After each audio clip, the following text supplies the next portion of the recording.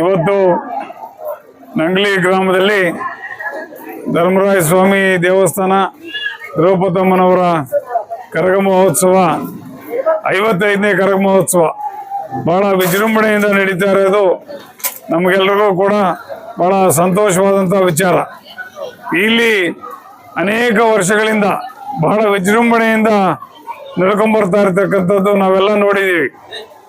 ಏನು ದಿವಂಗತ ಆಲಂಗೂರು ಶ್ರೀನಿವಾಸ್ ಅವರಿದ್ದಾಗ ಅನೇಕ ಬಾರಿ ಈ ಒಂದು ದೇವಸ್ಥಾನಕ್ಕೆ ಮತ್ತು ಕರಗ ಮಹೋತ್ಸವಕ್ಕೆ ಭೇಟಿ ಕೊಟ್ಟು ಬಹಳಷ್ಟು ನಾವು ದೇವರ ಆಶೀರ್ವಾದವನ್ನು ಪಡ್ಕೊಂಡು ಆ ಮುಖಾಂತರ ಎಲ್ಲರಿಗೂ ಒಳ್ಳೆಯದಾಗಲಿ ಅಂತ ಹಾರೈಸಿ ಹೋಗ್ತಾ ಇರ್ತಕ್ಕಂಥದ್ದನ್ನು ಜ್ಞಾಪಿಸ್ಕೊಳ್ಬೇಕಾಗ್ತದೆ.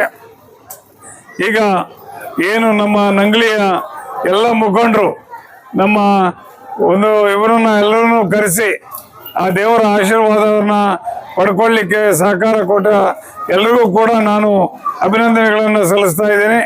ಹಾಗೆ ಏನು ಇವತ್ತು ಅಗ್ನಿಗುಂಡವನ್ನು ಪ್ರವೇಶ ಮಾಡತಕ್ಕಂಥ ಒಂದು ಕಾರ್ಯಕ್ರಮ ಕೂಡ ಇದೆ. ಇವೆಲ್ಲ ಕೂಡ ನಮ್ಮ ಹಿಂದೂ ಸಂಪ್ರದಾಯದಲ್ಲಿ ನಮಗೆ ಇರ್ತಕ್ಕಂಥ ಒಂದು ಒಳ್ಳೆಯ ಗುಣಗಳು ಮತ್ತು ಇವುಗಳಿಂದ ಮಳೆ ಬೆಳೆ ಎಲ್ಲ ಕೂಡ ಸಕ್ರಮವಾಗಿ ಕಾಲಕ್ಕೆ ಆಗ್ತಾ ಇದೆ. ಅದೇ ರೀತಿ ಮುಂದಿನ ದಿನಗಳಲ್ಲಿ ಕೂಡ ಈ ಒಂದು ಕರಗ ಮಹೋತ್ಸವದಿಂದ ಎಲ್ರಿಗೂ ಒಳ್ಳೆಯದಾಗಲಿ ಅಂತ ಹೇಳ್ತಾ ನನ್ನನ್ನು ಕರೆಸಿ ಎರಡು ಮಾತಾಡಲಿಕ್ಕೆ ಅವಕಾಶ ಕೊಟ್ಟ ಎಲ್ರಿಗೂ ವಂದಿಸಿ ಎರಡು ಮಾತನ್ನು ಮುಗಿಸ್ತಾ ಇದ್ದೇನೆ. ಜೈ ಹಿಂದ್, ಜೈ ಕರ್ನಾಟಕ.